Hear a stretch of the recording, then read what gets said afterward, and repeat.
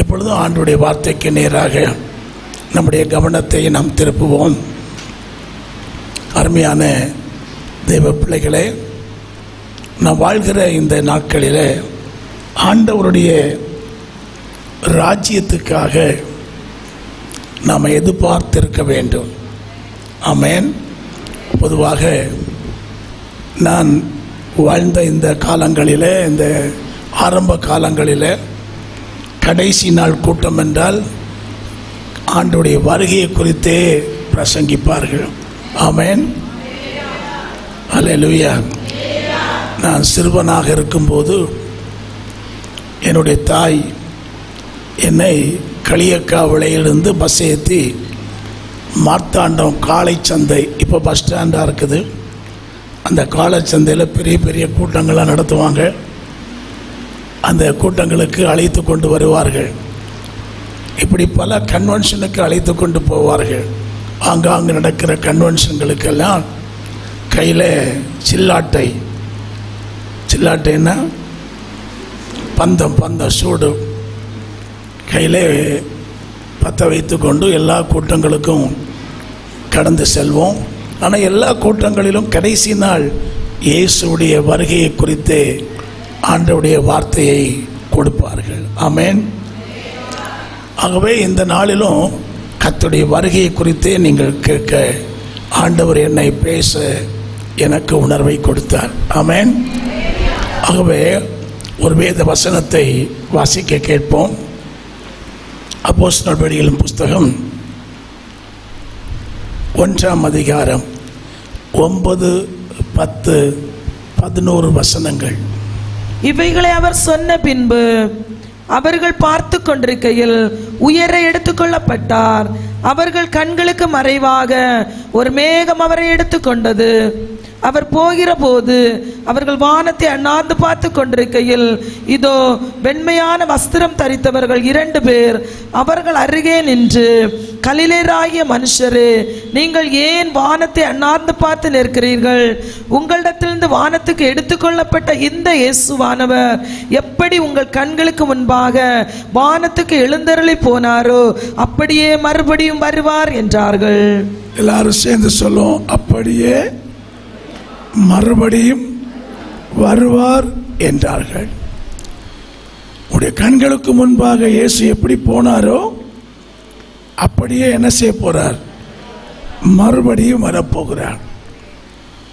இன்றைக்கு நடக்கிற ஒவ்வொரு சம்பவங்களும், தேசத்தில் நடக்கிற ஒவ்வொரு காரியங்களும் அதைத்தான் நமக்கு அறிவித்துக் கொண்டிருக்கின்றன. ஆமென். வருகிறவர் இன்னும் கொஞ்ச காலத்தில் வருவார். அவர் என்ன செய்வதில்லை? தாமதம் பண்ணுவதில்லை. அவர் சீக்கிரமாய் வருவார் என்பதை நாம் எல்லாரும் அறிந்திருக்கிறோம். வேதமும் அதைத்தான் நமக்கு சொல்கிறது. ஆமென். உங்கள் கண்களுக்கு முன்பாக எப்படி போனாரோ அப்படியே இயேசு வருவார். ஆமென். நானும் நீங்களும் பாடி ஆராதித்து ஜெபித்து துதித்து பாதத்தில் விழுந்து கிடக்கிறோமே, அந்த ஆண்டவர் சொல்றாரு, நான் மீண்டும் என்ன செய்ய போறேன்? வரப்போகிறேன்.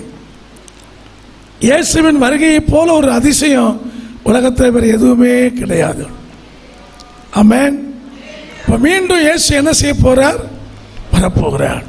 இந்த வார்த்தை அப்படியே இயேசு மறுபடியும் வருவார். ஆமென். நீங்கள் எல்லாரும் பார்த்து கொண்டிருக்க எப்படி இயேசு எடுத்துக்கொள்ளப்பட்டாரோ அப்படியே என்ன செய்ய போறார்?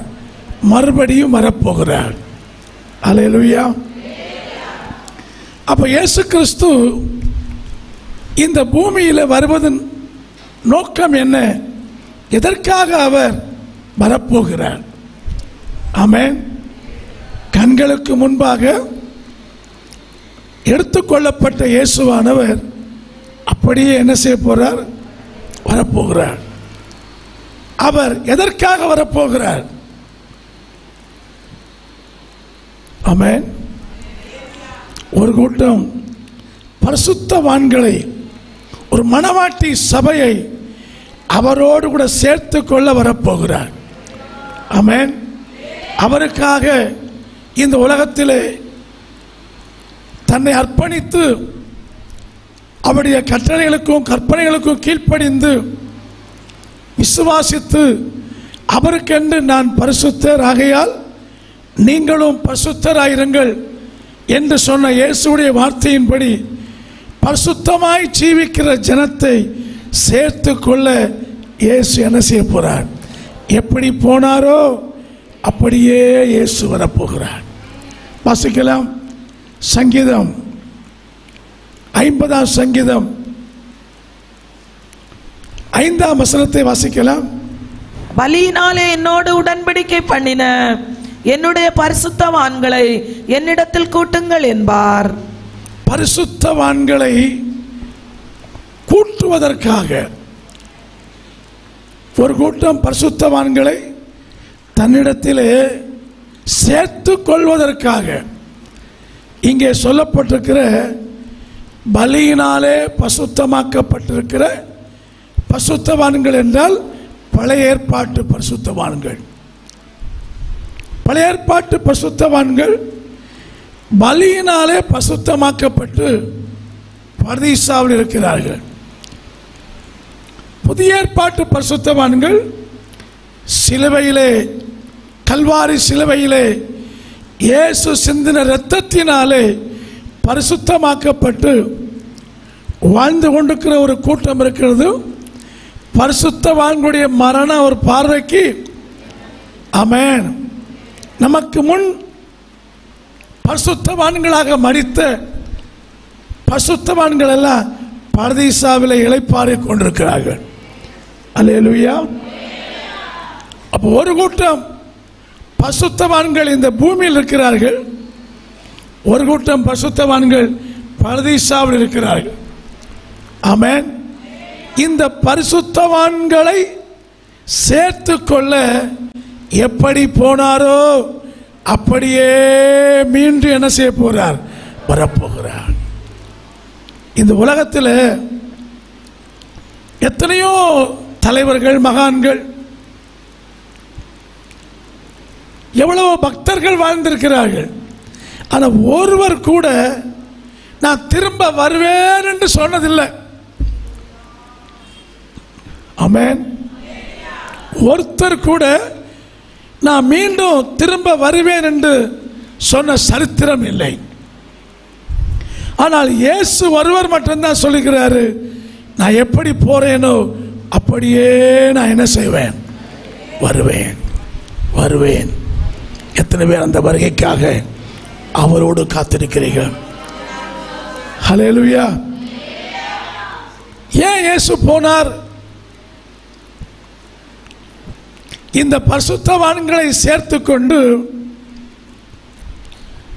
மகிமையான மணவரையிலே வைத்து நல்ல மன விருந்தை தந்து அவருடைய ராஜ்யத்திலே என்றென்றைக்கு அழியாமல் இருப்பதற்காக, ராஜ்யத்தை கட்டுவதற்காக இயேசு போயிருக்கிறார். ஆமென்.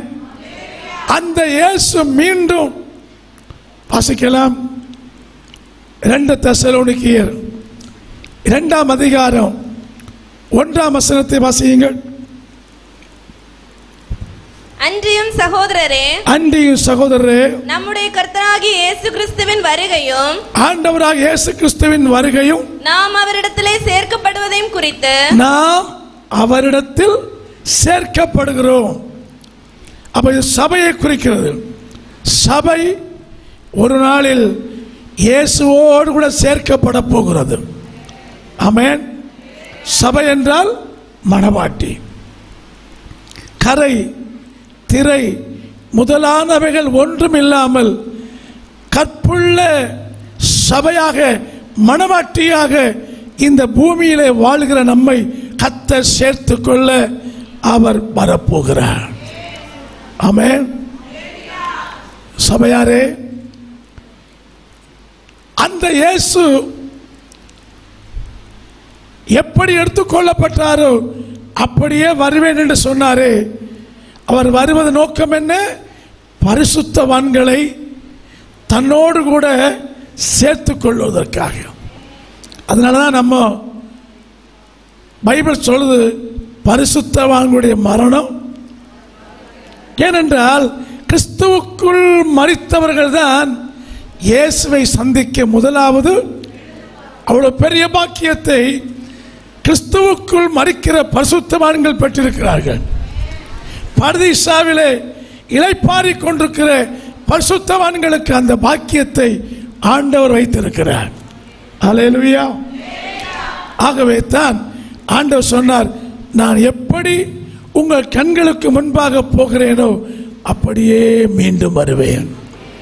இயேசு முதல்ல இந்த பூமியிலே மனிதனாக, இரட்சகராக, ஆண்டவராக, ராஜாதி ராஜாவாக இந்த பூமியிலே அவதரித்தார். ஆமென். இயேசு பூமியில் யாராய் வந்தார்? ஒரு இரட்சகராக. பாவிகளை ரட்சிக்கும்படி கிறிஸ்து இயேசு உலகத்திலே வந்தார். இயேசுவை தவிர பாவத்திலிருந்து, சாபத்திலிருந்து, இந்த உலகத்தின் அக்கிரமங்களிலிருந்து, அந்தகார கிரியைகளிலிருந்து ரட்சிக்க, விடுவிக்க இந்த உலகத்தில் வேறு யாருமே இல்லை. இயேசு ஒருவரே ரட்சிக்க வந்த இரட்சகர். ஆமென். அவருடைய இரத்தம் ஒன்றுதான் நம்முடைய பாவங்களை நீக்கி நம்மை சுத்திகரிக்க வல்லமை உள்ளது. அவரால் அன்றி வேறு ஒருவராலும் ரட்சிப்பு இல்லை.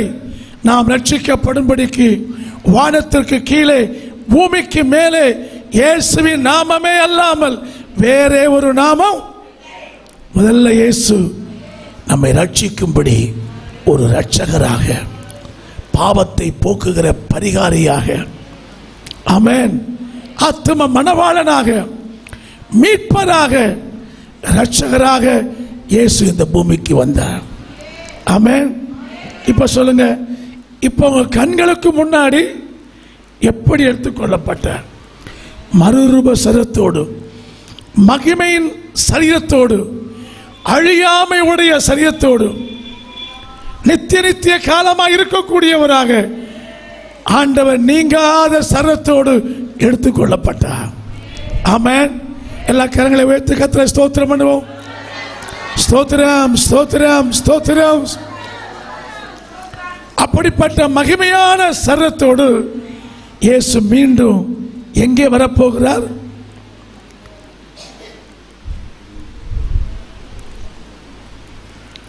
முதல்ல மனித சரீரத்தோடு இந்த பூமிக்கு பரிசுத்த கன்னியின் வயிற்றில் அவதரித்து இரட்சகராக வந்தார். இனிமே இயேசு யாராய் வரப்போகிறார்? மணவாளனாக வரப்போகிறார். எதற்காக? பரிசுத்தவான்களை சேர்த்துக்கொள்ள. எங்கே வரப்போகிறார்?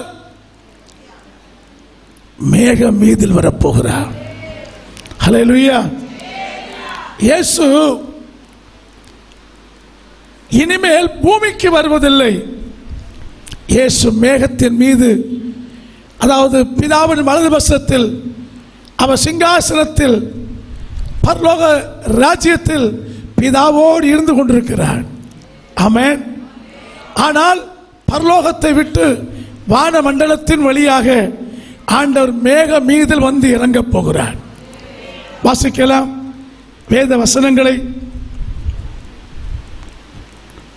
வெளிப்படுத்துகிற விசேஷம் 1ஆம் அதிகாரம் 7ஆம் வசனத்தை வாசிக்கலாம். இதோ இதோ மேகங்களுடனே வருகிறார், மேகங்களுடனே வருகிறார். கண்கள் யாவும் அவரை காணும், கண்கள் யாவும் அவரை காணும். அவரை குத்தினவர்களும் அவரை காண்பார்கள், அவரை குத்தினவர்களும் அவரை காணப் போகின்றார்கள்.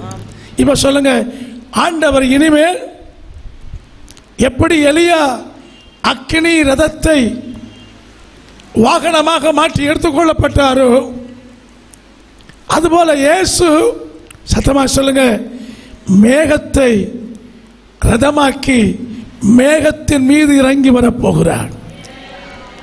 ஆமென். அந்த மேகத்திலே வரப்போற இயேசுவை சந்திக்க நாம் ஆயத்தமாக வேண்டும். வாசியுங்கள். மார்க்கு எழுதின சுவிசேஷம் 13ஆம் அதிகாரம் 26ஆம் வசனத்தை வாசிக்கலாம்.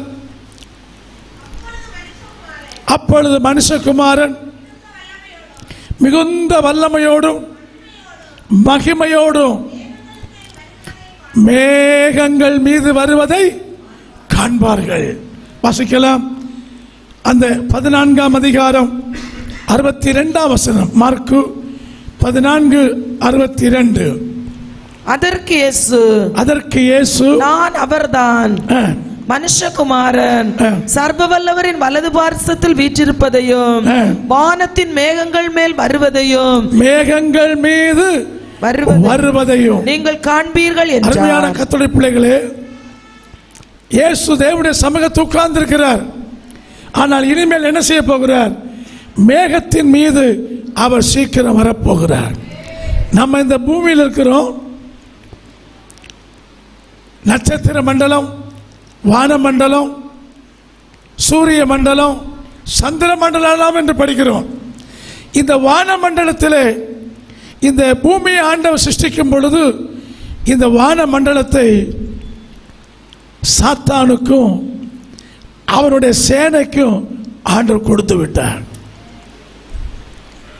பைபிள் சொல்லுது, வான மண்டலத்தில் உள்ள பொல்லாத ஆவியின் சேனைகளோடு நமக்கு என்ன உண்டு? அவ பிசாசு இப்ப எங்க இருக்கிற? நம்ம பக்கத்தில் இருக்கான். அவன் எங்க இருப்பான்? அவனுடைய ஹெட் குவார்டர் எங்க இருக்குது? வான மண்டலத்தில் இருக்கிறது. அங்கிருந்து கொண்டு அவன் என்ன செய்கிறான்? இந்த பூமியிலே வேலை செய்கிறான்.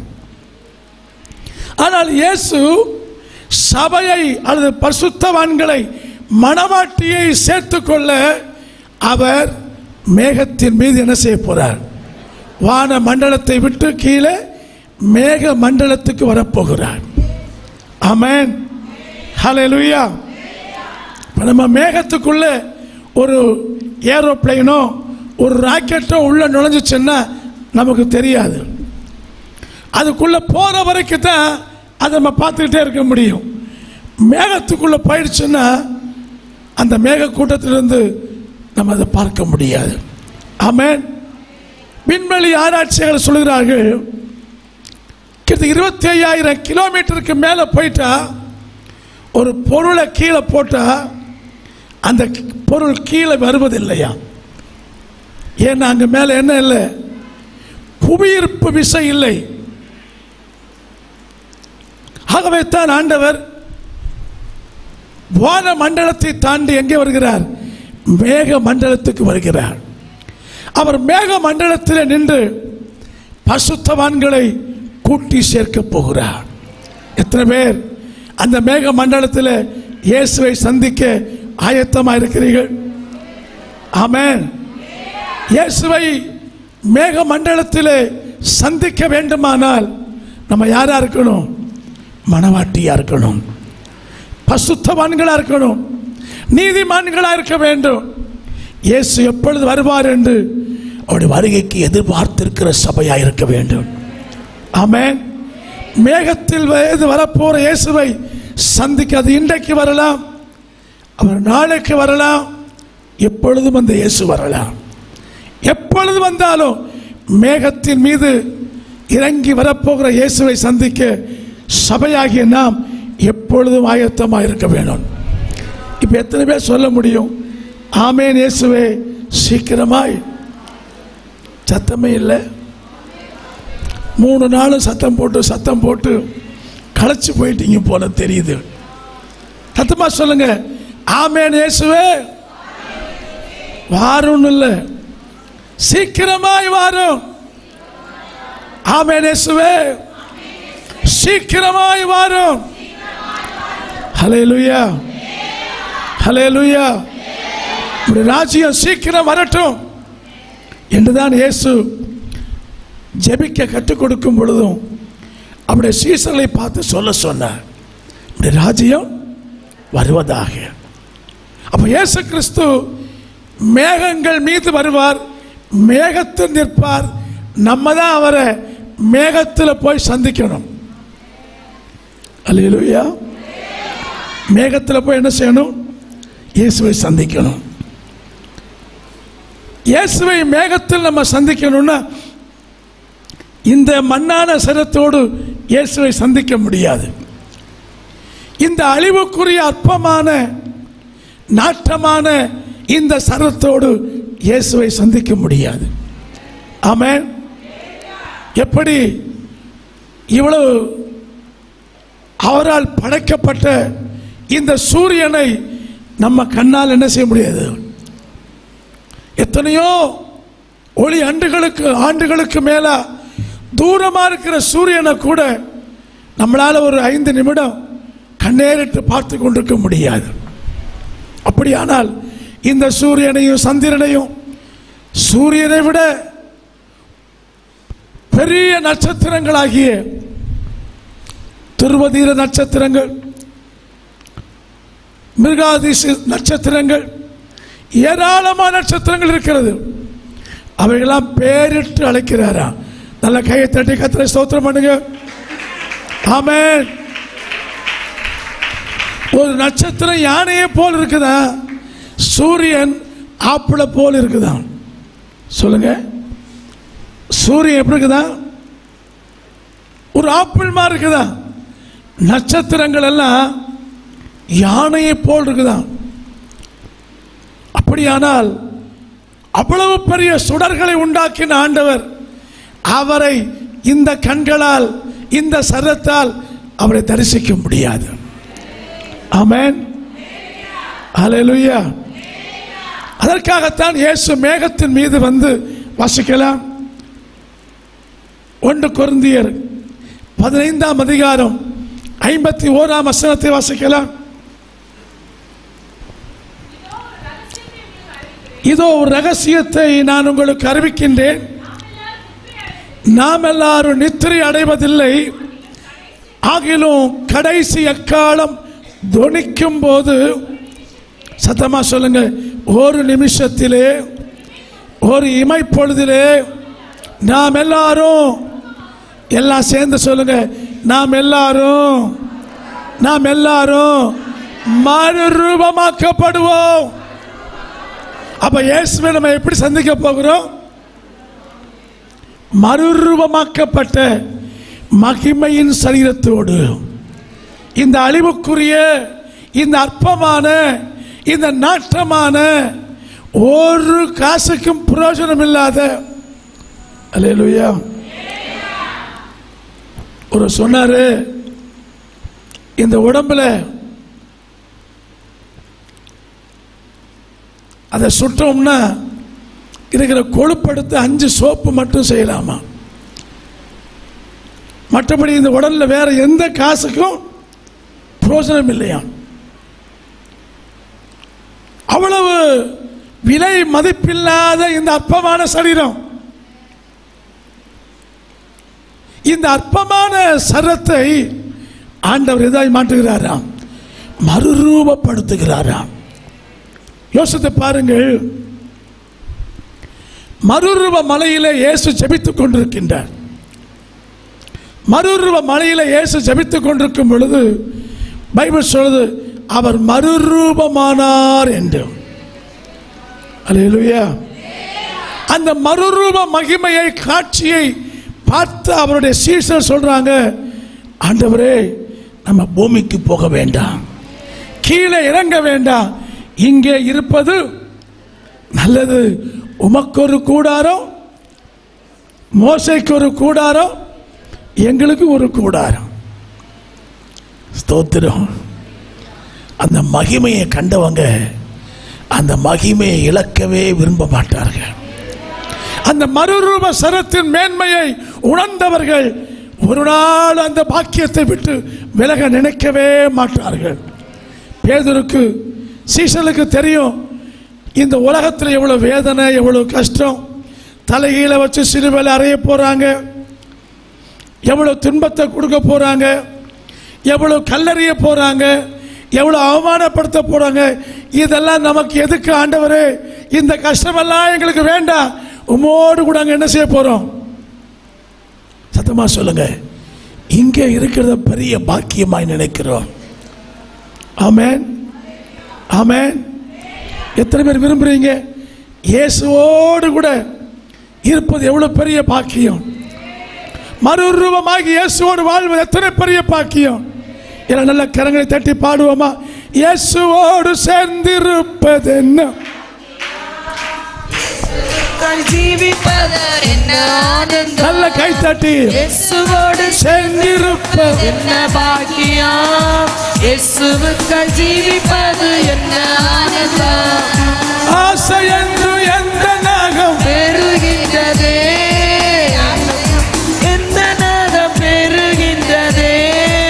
ஆனந்தமாய் என்று வாழ வாஞ்சி தீடுதே, ஆனந்தமாய் என்று வாழ வாஞ்சி தீடுதே. இயேசுவோடு சேர்ந்திருப்பது என்ன பாக்கியம். இயேசுவுக்குள் ஜீவிப்பது என்ன ஆனந்தம். ஓ இயேசுவோடு சேர்ந்திருப்பது என்ன பாக்கியம். இயேசுவுக்குள் ஜீவிப்பது என்ன ஆனந்தம். மாட்சி மிகும் நாட்டிலே நான் வாசம் செய்திட மாசிறந்த வீடனக்காய் ஆயத்தமாக, மாட்சி மிகும் நாட்டிலே நான் வாசம் செய்திட மாசிறந்த வீடனுக்க ஆயத்தமாக. கைகளால் கட்டிடாத நித்திய ராஜ்யமே, கைகளால் கட்டிடாத நித்திய ராஜ்யத்தை கண்டிடவே ஆசையோடு காத்திருக்கிறேன், கண்டிடவே ஆசையோடு காத்திருக்கிறேன். அவே இயேசுவோடு சேர்ந்திருப்ப என்ன ஆனந்தம். இயேசுவுக்காய் ஜீவிப்பதோர் என்ன, ஓ இயேசுவோடு சேர்ந்திருப்பது என்ன பாக்கியம். இயேசுவுக்காய் ஜீவிப்பதோ என்ன ஆனந்தம். ஆமென். அப்ப இயேசுவோடு சேர்ந்திருப்பது எவ்வளவு பெரிய, அதனால சீசர் சொன்னார்கள் நம்ம இங்கே இருப்பது நல்லது. இந்த உலகத்தில் இந்த மகிமை விட்டு வெளியே போனா நம்ம அனுபவிக்க போகிற சந்திக்க போகிற வேதனைகளை சொல்லவே முடியாது. இந்த வேதனைகளை விட இந்த மகிமை மேலானது, இந்த மறுரூபம் மேலானது. ஆகவே இங்கே இருப்போம் என்று சொல்லுகிறார்கள். ஆமென். அருமையான சபையாரே, இயேசு மேகம் மீதில் அவர் வரும்பொழுது அங்கே நம்ம பார்த்தோம், அங்கே கடைசி எக்காலம் தொனிக்கும். 1 தெசலோனிக்கேயர் 4ஆம் அதிகாரம் 16-17 வசனத்தை வாசிக்கலாம்.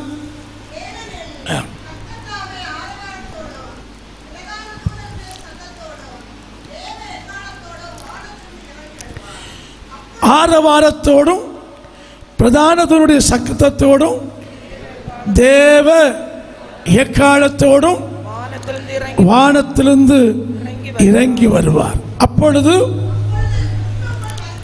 கிறிஸ்துவுக்குள் மரித்தவர் என்ன செய்வார்கள்? நாமும் எதிர்கொண்டு போக அவரோடு கூட ஆகாயத்தில் எடுத்துக்கொள்ளப்பட்டு இவ்விதமாய் எப்பொழுதும் கர்த்தரோடு கூட இருக்க போகிறோம். அன்று பேதுரு மறுரூபம் அடைந்த மறுரூப மலையில கேட்டாரே, அந்த வார்த்தை இப்பதான் நிறைவேறுது. நம்ம இங்க இருக்கிறது நல்லது. ஆமென். இப்பதான் எப்பொழுது நம்ம யாரோடு இருக்க போறோம்? இயேசுவோடு கூட இருக்க போகிறோம். ஆனால் அதற்கு முன்னாடி அங்கே பார்க்கிறோம், கர்த்தர் தாமே ஆரவாரத்தோடும் பிரதானுடைய தேவ எக்காலத்தோடும். ஆனால் கொரிந்தியர்ல அப்போஸ்தலர் பவுல் சொல்லும் பொழுது இந்த எக்காலத்தை கடைசி எக்காலம் தொனிக்கும் அப்படின்னு சொல்றாரு. ஆமென். ஆனால் இங்கே கர்த்தர் தாமே ஆரவாரம், பிரதானனுடைய சத்தம். இந்த பிரதானனுடைய சத்தத்தை மூணாவது கொண்டு வாங்க. இரண்டாவது கடைசி எக்கால சத்தம். ஆமென். ஆண்டவர் ஆரவாரத்தோடு மேக மீதில் இறங்கி வரும் பொழுது இந்த ஆரவார சத்தம் எதற்காக?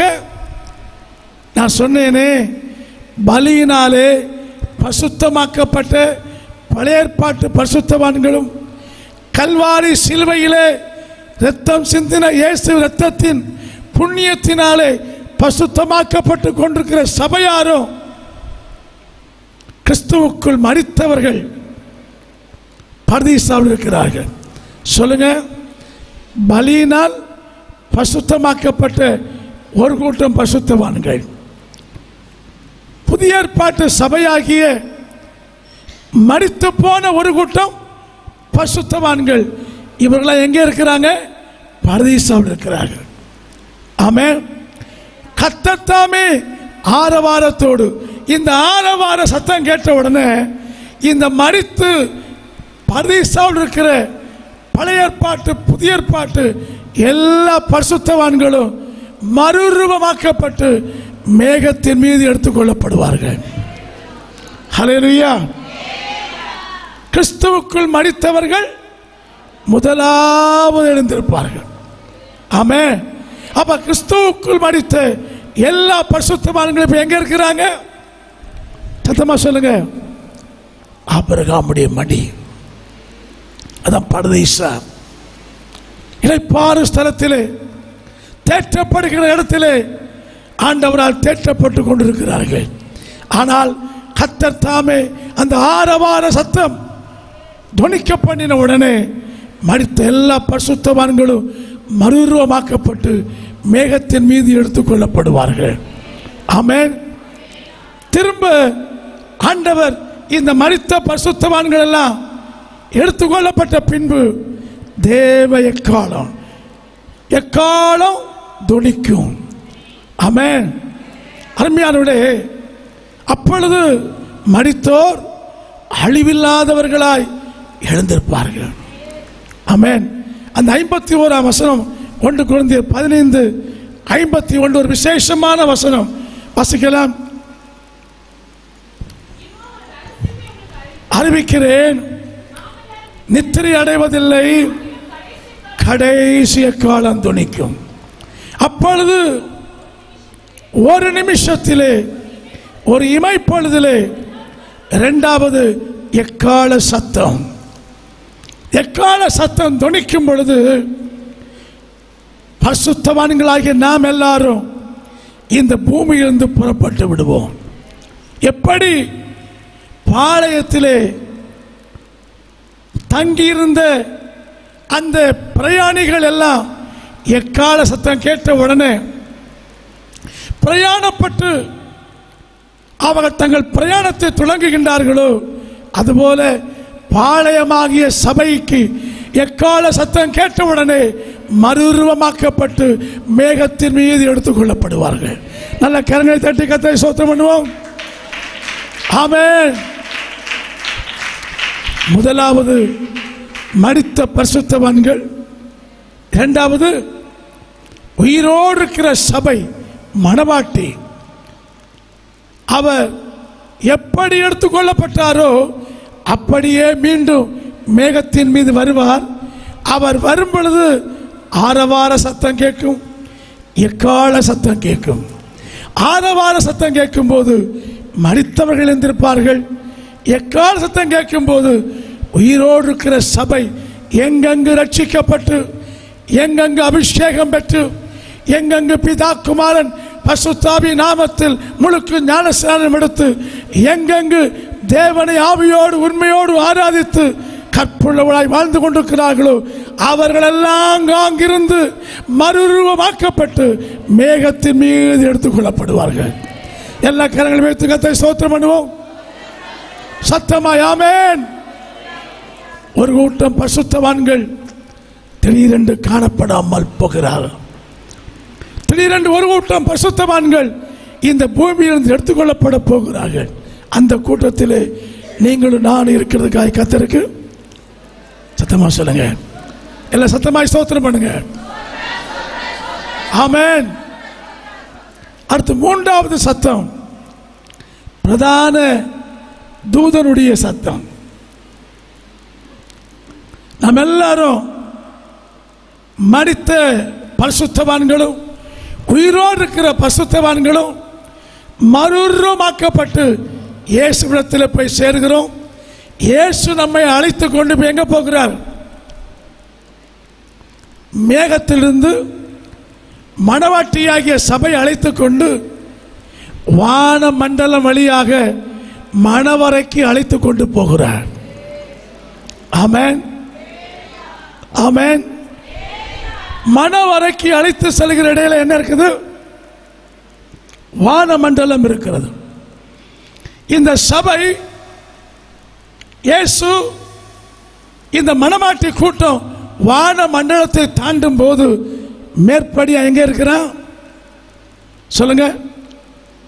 மேற்படியான சாத்தான், பிசாசு எங்க இருக்கிறான்? வான மண்டலத்தில் இருக்கிறான். அவன் ஆண்டவர் இந்த பூமியை சிருஷ்டிக்கும் போதே அவனுக்கு ஒரு இடத்தை கொடுத்து அங்கே வச்சுட்டாரு. அப்ப நம்ம எல்லாம் போறத பார்த்த உடனே அவனுக்கு வயிறு எரிச்சல் உண்டாயிரும். என்ன உண்டாயிரும்? சத்தமா சொல்லுங்க. ஆத்திரம் உண்டாயிரும். அவசரப்படுவான். ஐயோ, இந்த இயேசு என் பிள்ளைகள் எல்லாம் கூட்டிட்டு போறாரு, இவங்க ஏன் ஆட்கள் அல்லவா? உங்களெல்லாம் பார்த்தா யார் ஆள் மாதிரி தெரியுது பிசாசுக்கு? சொல்லுங்க. இயேசுக்கு அவங்க பிள்ளைகள் மாதிரி தெரியுது. ஆனா பிசாசும் நம்மள உரிமை கொண்டாடுகிறான். அங்கே மகா பிரதான ஆசாரியனுடைய சரீரத்தை கொடுத்து தர்க்கித்து பேசினானா. யாரோட பேசினான்? மீகாவேல் தூதனோட தர்க்கித்து பேசினானா. அவருடைய பழைய பாவங்கள் எல்லாம் சொல்லி, கீழ்ப்படியாமைகளை சொல்லி இந்த சரீரத்தை கொடுக்க முடியாது என்று சொன்னார். அப்ப மீகாவேல் தூதன் என்ன சொன்னாரு? கர்த்தர் உன்னை, சத்தமா சொல்லுங்க, கர்த்தர் உன்னை கடிந்து கொள்வாராக. அவன் விட்டு விட்டு தூரே போய்விட்டான். அதுபோல நம்முடைய பழைய பாவங்கள் அவனுக்கு தெரியும், நம்முடைய முன் வாழ்க்கைகள் அவனுக்கு தெரியும். நம்ம தேவனை அறிந்து கொள்வதற்கு முன்பு, அவருக்கு பிரியமாக ஜீவிக்க ஆரம்பிப்பதற்கு முன்பு நம்ம செஞ்ச பாவத்தை எல்லாம் அவன் பட்டியலிட்டு வைத்துக் கொண்டு, இந்த ஆள், இந்த தங்கச்சி, இந்த அக்கா, இந்த அம்மா, இந்த அண்ணன் என்ன பாவங்களை செஞ்சா நான் விடவே முடியாதுன்னு சொல்லுவான். இயேசுவோட நம்மோட சண்டைக்கு வருவான். பிசாசு அவன் சாதாரணமான நினைக்காதீங்க. இங்கேயே இந்த வரத்து வர்றானே, அவன் மேல போகும்போது என்ன நிலை நிற்பான்னு பாருங்க.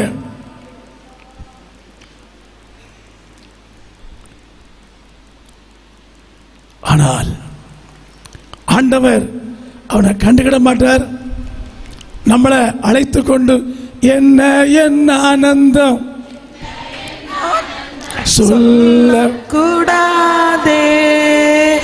என்ன என்ன ஆனந்தம், என்ன என்ன ஆனந்தம் சொல்லக்கூடாதே. மன்னன் கிறிஸ்து என் பாவத்தை எல்லாம் மன்னித்து விட்டாரே. மன்னன் கிறிஸ்து என் பாவத்தை எல்லாம் மன்னித்து விட்டாரே. ஹல்லேலூயா.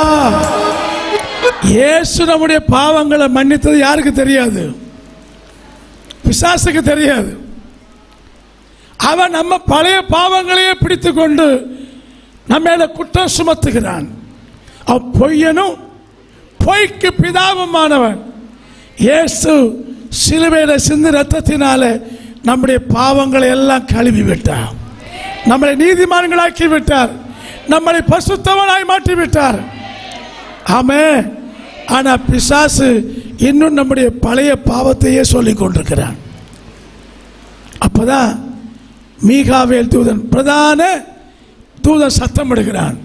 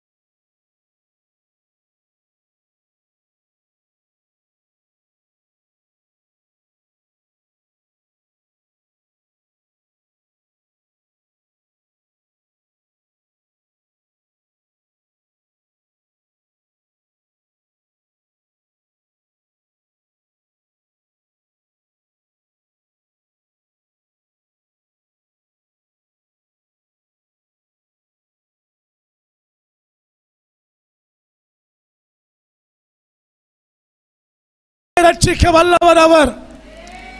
இப்ப பிசாசு வான மண்டலத்தை விட்டு இந்த பூமியிலே தள்ளப்பட்டு விட்டான். ஆகவே அவனும் இந்த பூமியிலே பிசாசும் கள்ளத்தீர்க்கதரிசியும் அந்தி கிறிஸ்துவும் 3 பேரும் சேர்ந்து இந்த பூமியை 7 ஆண்டுகள் அரசாட்சி செய்வார்கள். ஆனால் நானும் நீங்களும் இயேசுவோடு கூட சத்தமா சொல்லுங்க, மனவரையிலே ஆண்டவருடைய அற்புதங்கள் அதிசயங்களை சிந்தித்து பிரதிபலங்களை பெற்றுக்கொண்டு இயேசுவோடு மகிழ்ந்திருக்க போகிறோம்.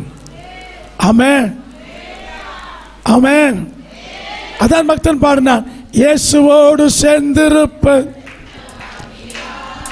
இயேசுவுக்காய் ஜீவிப்பதோர் என்ன ஆனந்தம், இயேசுவோடு சேர்ந்திருப்ப என்ன பாக்கியம், இயேசுவுக்காய் ஜீவிப்பதோ என்ன ஆனந்தம். மாட்சிமிகு பெருகின்றதே, ஆசை என்னும் எந்த பெருகின்றதே, ஆனந்தமாய் என்று வாழ வாஞ்சித்திடுதே, ஆனந்தமாய் என்று வாழ வாஞ்சித்திடுதே.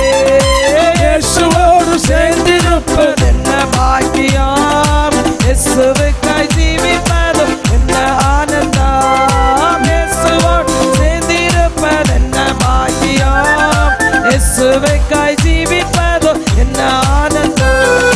நல்லவரே வல்லவரே பொன்னு காப்பரே, அல்ல தீர்க்க என்று வாரி ஆத்மநேசரே, ஓ நல்லவரே வல்லவரே பொன்னு காப்பரே, அல்லல் தீர்க்க என்று வாரி ஆத்மநேசரே, எல்லையில்லா ஆனந்தமாய் வீணகளெந்தி, எல்லையில்லா ஆனந்தமாய் வீணகளெந்தி, அல்லேலூயா கானம் பாடி வானில் வாழ்த்திட, அல்லேலூயா கானம் பாடி வானில் வாழ்த்திட, இயேசுவோடு சேர்ந்திருப்பது என்ன பாக்கியம், இயேசுவுக்காய் ஜீவிப்பதோ என்ன ஆனந்தம், இயேசுவோடு சேர்ந்திருப்பது என்ன பாக்கியம், இயேசுவுக்காய் ஜீவிப்பதோ என்ன ஆனந்தம். ஆமென், ஹல்லேலூயா. அப்ப நாம் இயேசுவோடு கூட மகிமையிலே சேர்க்கப்படுகிறோம். ஆனால் இந்த பூமியிலே பயங்கரமான பஞ்சங்கள், வாதைகள், பயங்கரமான தேவனுடைய கோபங்கள், கோப கலசங்கள் உழைக்கப்பட்டு தாங்கிக் கொள்ள முடியாத அழிவு இந்த உலகத்தில் நடக்கும். அப்ப இயேசு 7 வருஷம் நம்ம எதற்காக அழைத்து கொண்டு போகிறார்? ஒன்று, இந்த உலகத்திலே நடக்க போகிற மகா உபத்திரவத்திலிருந்து நம்மை பாதுகாக்க, உலகத்தினுடைய வேதனையிலிருந்து நம்மை பாதுகாத்து நமக்கு ஒரு இளைப்பாறுதலை தந்து நம்மை அவரோடு வைப்பதற்காக நம்மை அழைத்து செல்ல இயேசு மேக மீதில் மீண்டும் வரப்போகிறார். ஆமென். அங்கே வாசிக்கலாம். மத்தேயு எழுதின சுவிசேஷம் 24ஆம் அதிகாரம் 21, 22 வசனங்களை வாசிக்கலாம். ஏனெனில் உலகம் உண்டானது முதல் இதுவரைக்கும் சம்பவித்திராதது இனிமேலும் சம்பவியாததுமான மிகுந்த உபத்திரவம் அப்போது உண்டாயிருக்கும். நல்லா கவனியுங்கள். சபை இந்த பூமியிலிருந்து எடுத்துக்கொள்ளப்பட்ட பின்பு இந்த பூமியிலே சொல்லுங்க மகா உபத்திரவம், மனிதன் தாங்கிக் கொள்ள முடியாத அளவுக்கு உபத்திரவம் இந்த பூமியில் நடக்க போகிறது. இந்த அழிவுக்கும் இந்த உபத்திரவத்துக்கும் தப்புவிக்கத்தான் இயேசு மீண்டும் வரப்போகிறார் மேக மீதில். வாசியுங்கள். வெளிப்படுத்தல் 7ஆம் அதிகாரம் 14ஆம் வசனத்தை வாசிக்கலாம்.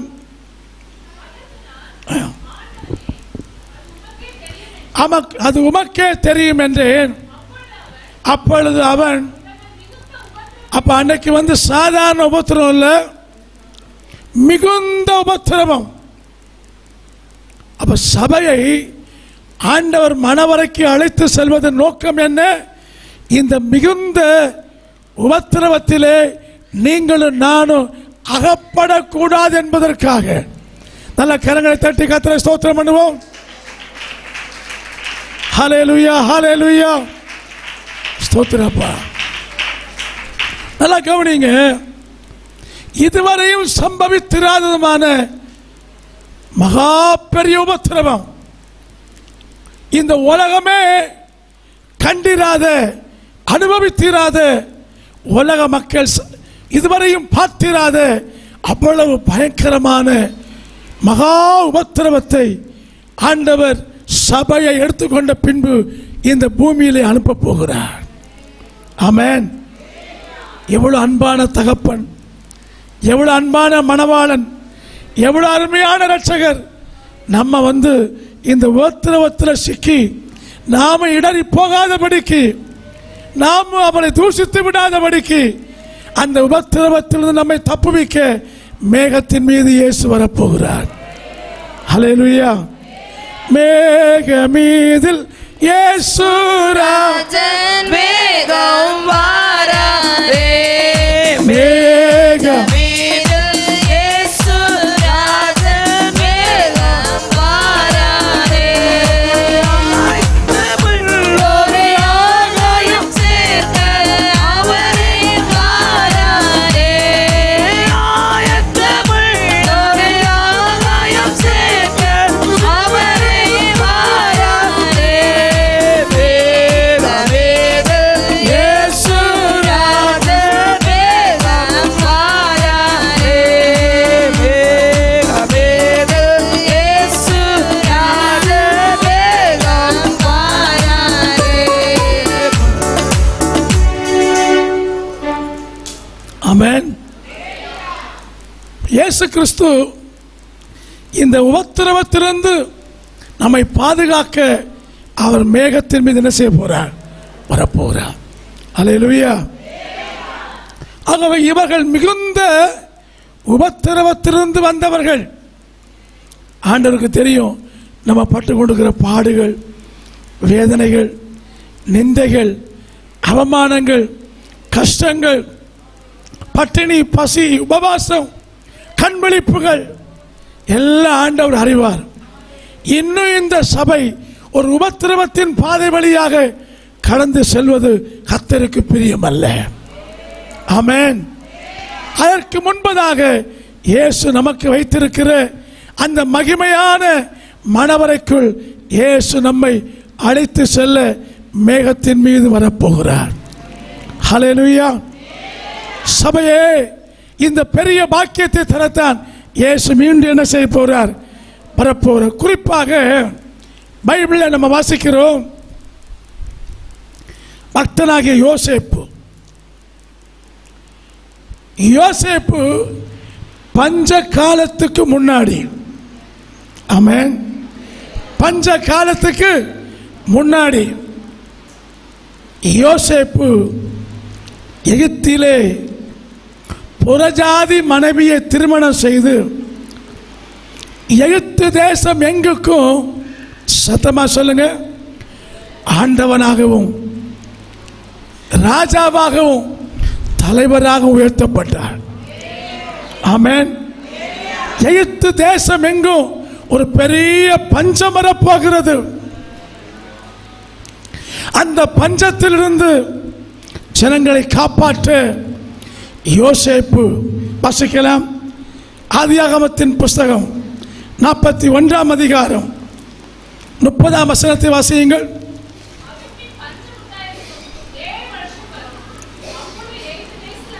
போதும். அங்கே அதன் பின்பு பஞ்சம் உண்டாகும். 7 வருஷம் அந்த பஞ்சம் ஜனங்களை வாட்டி வதைக்கும் என்று சொல்லப்படுது. அப்ப சபை இந்த பூமியிலிருந்து எடுத்துக்கொள்ளப்பட்ட பின்பு இந்த பூமியில் என்ன வரப்போகுது? ஒரு பெரிய ஆகார பஞ்சம். எந்த பொருள் வாங்க வேண்டுமானாலும் முத்திரையை தரிக்காதவர்களுக்கு ஒரு துண்டு ரொட்டி கூட வாங்க முடியாது. இயேசுவை மறுதலித்த, இயேசு வேண்டாம் என்று சொன்ன ரஷ்யா நாடு 1917ஆம் ஆண்டு ரஷ்யா ஒரு கம்யூனிஸ்ட் நாடாக மாறினது. அவர்களுக்கு கம்யூனிசம் தான் தெய்வம், அதான் கடவுள் என்று சொன்னார்கள். கடைசியில் பார்த்தீங்கன்னா ஆண்டவர் இல்லாத அந்த தேசம் ஒரு துண்டு ரொட்டிக்கு 1 மாதம் கீவில் நின்றார்கள்.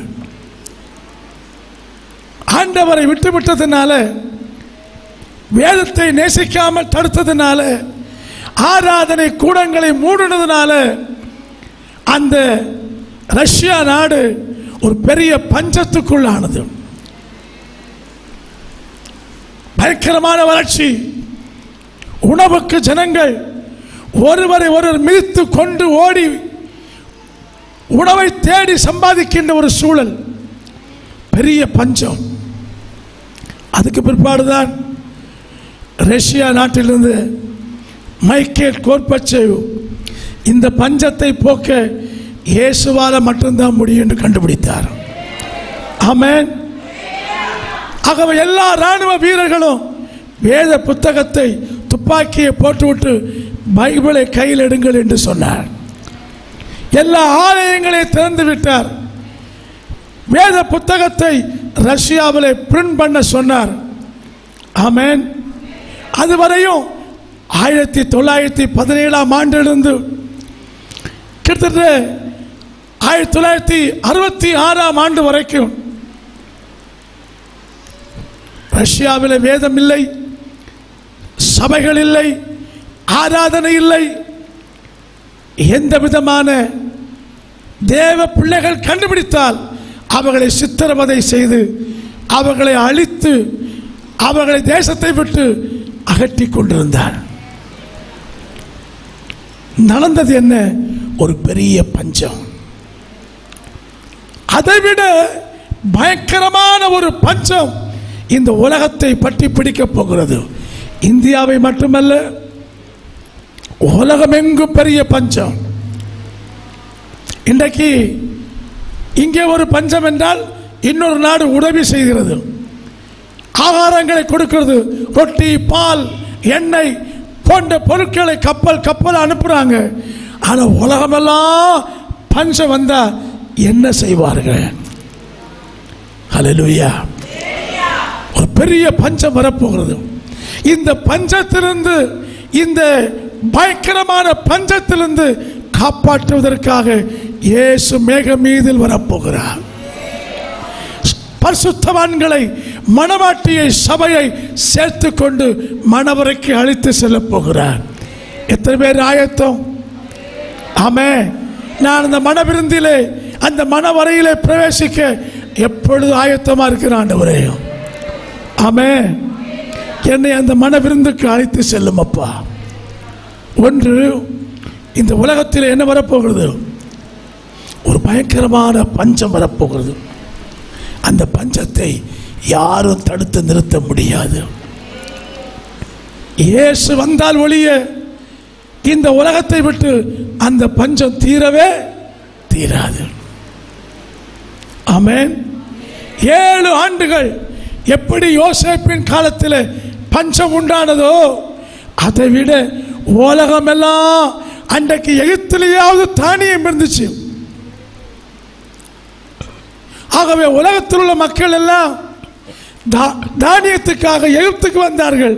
ஆனால் இனிமே பஞ்சம் வந்துச்சுன்னா உலகத்தில் எங்குமே ஆகாரம் இருக்காது. ஒரு பெரிய ஆகார பஞ்சம் வரப்போகிறது. அந்த பஞ்சத்திலிருந்து தப்புவிக்க இயேசு நம்மை சேர்த்துக்கொள்ள வரப்போகிறார். ஆமென். வாசிக்கலாம். 41ஆம் அதிகாரம் 40ஆம் வசனத்தை வாசிக்கலாம். நீ என் அரண்மனைக்கு அதிகாரியாய் இருப்பாய். உன் வாக்கின்படியே என் ஜனங்கள் எல்லாரும் அடங்கி நடக்க கடவுள். 42ஆம் வசனம். பார்வோன் தன் கையில் போட்டிருந்த தன் முத்திரை மோதிரத்தை கலற்றி அதை யோசேப்பின் கையிலே போட்டு மெல்லிய வஸ்திரங்களை அவனுக்கு உடுத்தி பொன் சரப்பணி அவன் கழுத்திலே தரித்து போதும் அவனை புகழ்ந்தார்கள் என்று சொல்லப்படுகிறது. பொன் சரப்பணியை உடுத்தி அவனை எல்லாரும் தெண்டலிட்டு பணிந்து கொள்ளும்படி செய்ய வைத்தார். அப்ப அந்த அளவுக்கு ஒரு நாளிலே இயேசு எல்லா கண்களுக்கு முன்பாக உயர்த்தப்பட்டவராய் இருக்க போகிறார். ஆமென்.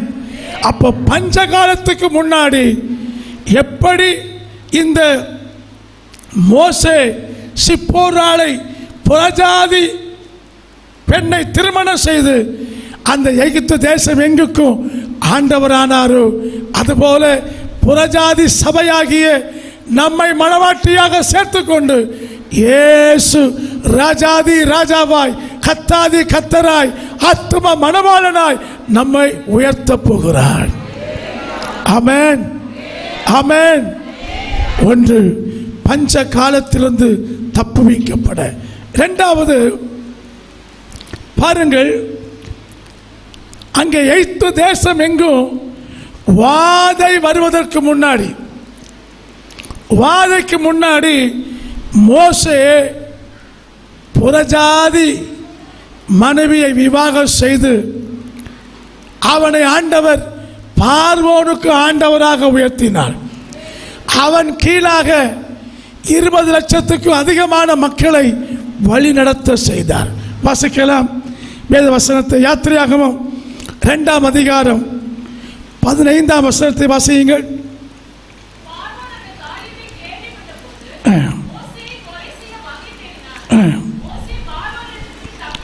தப்பி ஓடி மீதியான் தேசத்தில் போய் தங்கி இருந்தார்கள்.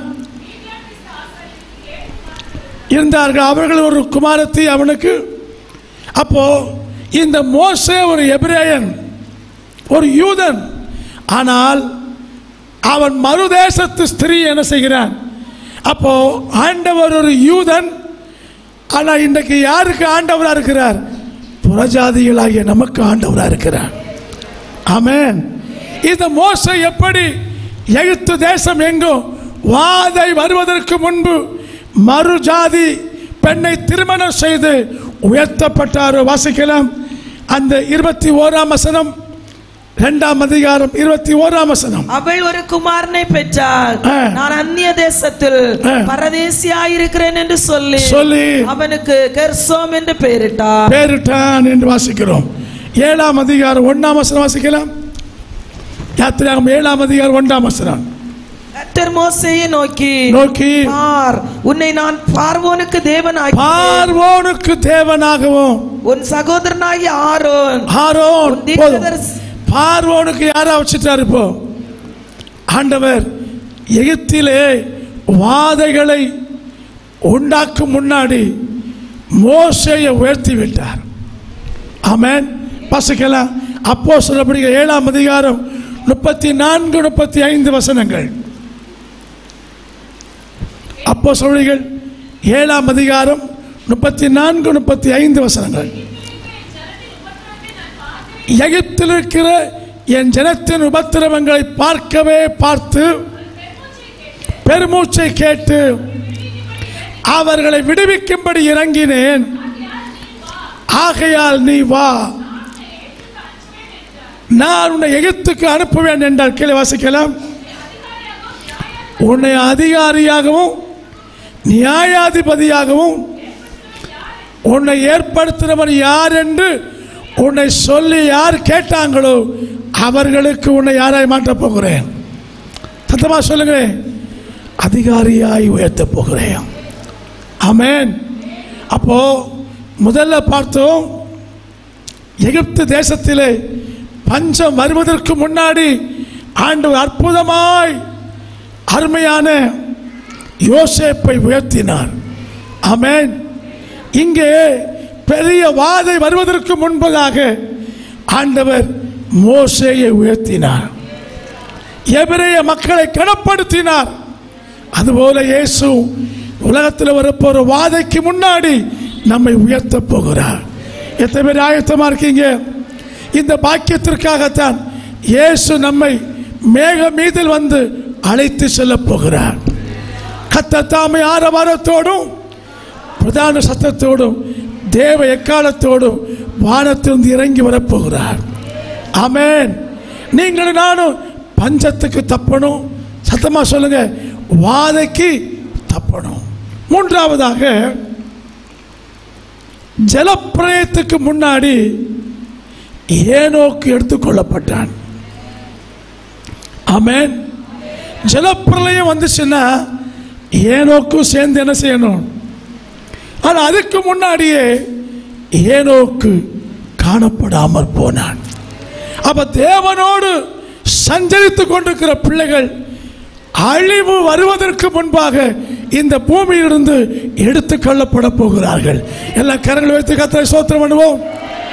நல்ல சத்தமாய் கரங்களை வைத்து ஸ்தோத்திரம் ஸ்தோத்திரம் ஸ்தோத்திரம் ஸ்தோத்திரம் ஸ்தோத்திரம் ஸ்தோத்திரம் ஸ்தோத்திரம். ஆண்டவரே, ஸ்தோத்திரம் ஆண்டவரே.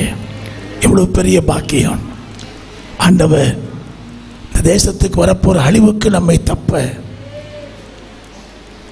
ஒரு பயங்கரமான அழிவு வரப்போகிறது. நான்காவதாக, ஜலப்பிரளயத்துக்கு முன்னாடி ஆண்டவர் பேழையை மிதக்க பண்ணினார். ஆமென்.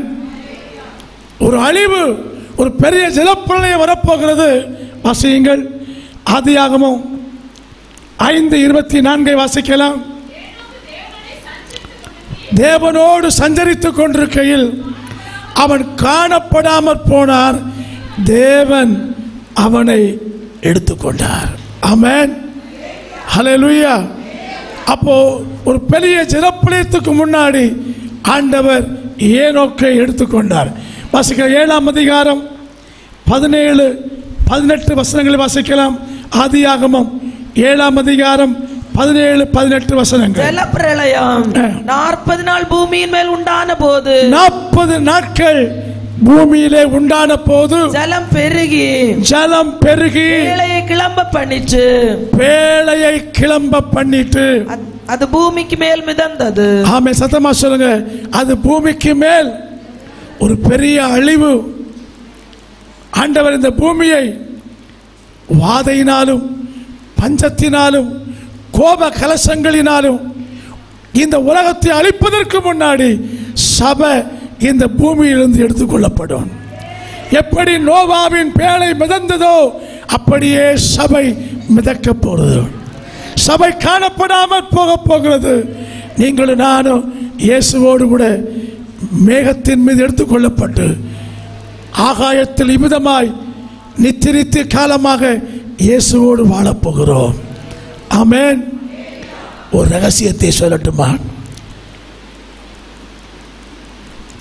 ஆபிரகாம் எலியாசரை அழைத்து எலியாசரை பார்த்து சொன்னார், நீ போ, ஈசாக்குக்கு ஒரு மணவாட்டியை ஆயத்தப்படுத்து. ஆமென். எலியாசர் பரிசுத்த ஆவியானவருக்கு சமமானவன். ஆனால் இந்த எலியாசர் போய் வெறுங்கையோடு வரல, மணவாட்டியை அழைச்சிட்டே வந்தார். ஒரு நாள் வரப்போகிறது, பரிசுத்த ஆவியானவர் இந்த பூமியை விட்டு போக போகிறார்.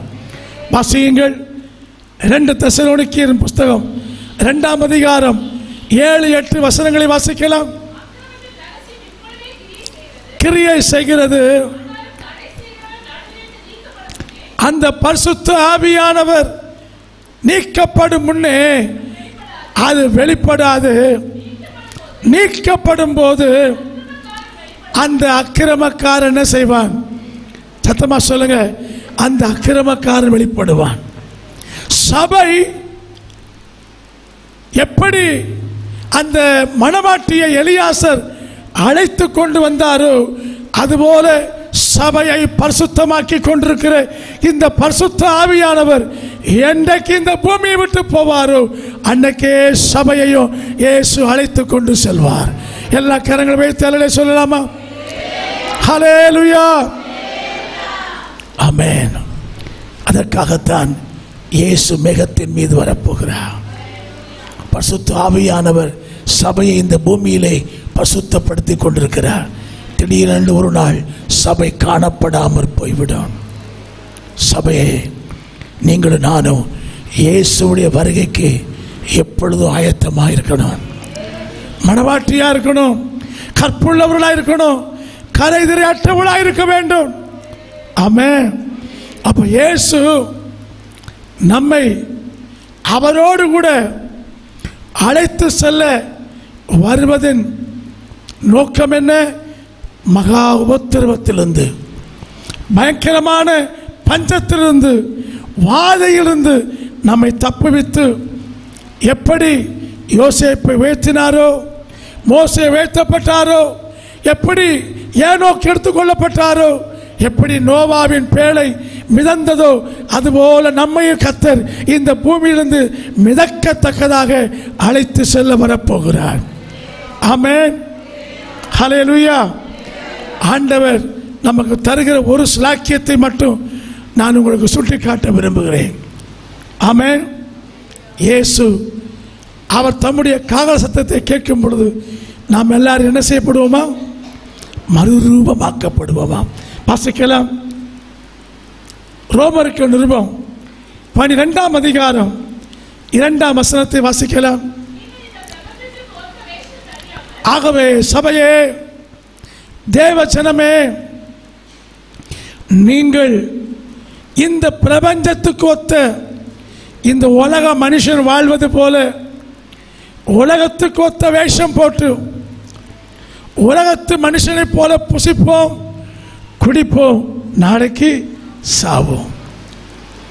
மனம் போல வாழ்வோம், மனம் போல ஜீவிப்போம் என்று சொல்லி வாழக்கூடாது. ஆமென். ஹல்லேலூயா.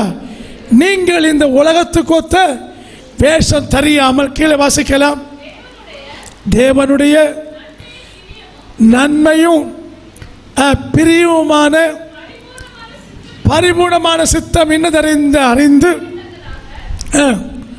உங்கள் மனம் புதிதாகிறதுனாலே, அப்ப நம்ம ஒவ்வொரு நாளும் நம்ம என்ன ஆகணும்? புதிதாகி கொண்டே இருக்கணும். எப்படி புதிதாகுவது? 1ஆம் வசனம் படிங்க.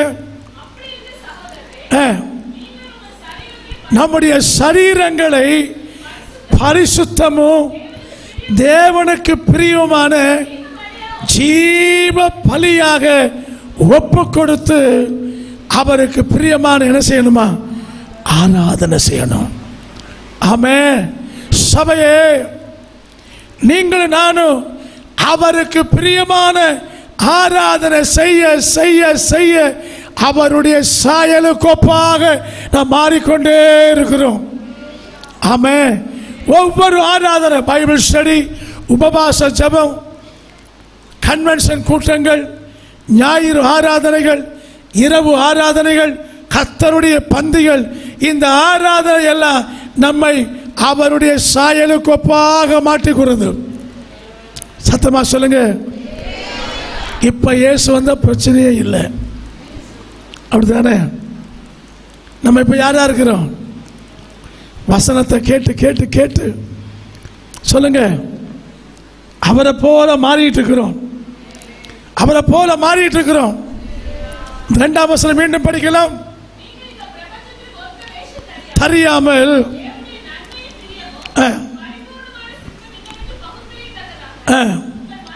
உங்கள் மனம் புதிதாகிறதுனாலே மறுரூபமாகுங்கள். ஆமென். நம்ம இப்ப யாரா மாறிட்டு இருக்கிறோம்? நம்ம மறுரூபமாயிட்டே இருக்கிறோம், இயேசுவை போல மாறிக்கொண்டே இருக்கிறோம். நம்ம செய்கிற ஒவ்வொரு ஜெபம், ஆராதனை, ஊழியம் நம்ம இயேசுவை போல மாற்றிக்கொண்டிருக்கிறது. எத்தனை பேர் விசுவாசிக்கிறீங்க? நான் இயேசுவை போல மாறிக்கொண்டிருக்கிறேன், நான் இயேசுவை போல மாறிக்கொண்டிருக்கிறேன். வாசிக்கலாம்.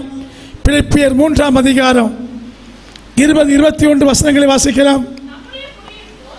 நம்முடைய குடியிருப்பு பரலோகத்தில் இருக்கிறது,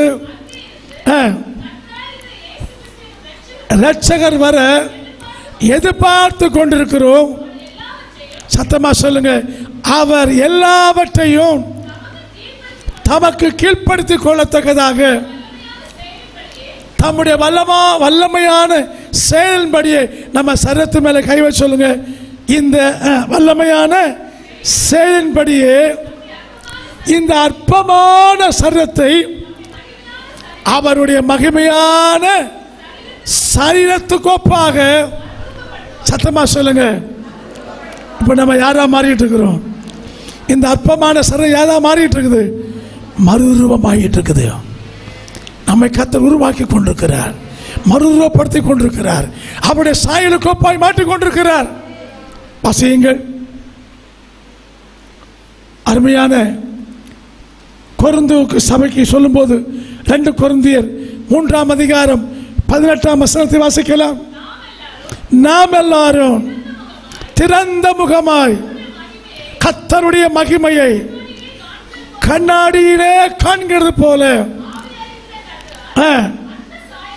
அந்த சாயலாகத்தானே மகிமையின் மேல் மகிமை அடைந்து, சத்தமா சொல்லுங்க, மகிமையின் மேல் மகிமை அடைந்து மறுரூபமாகிறோம்.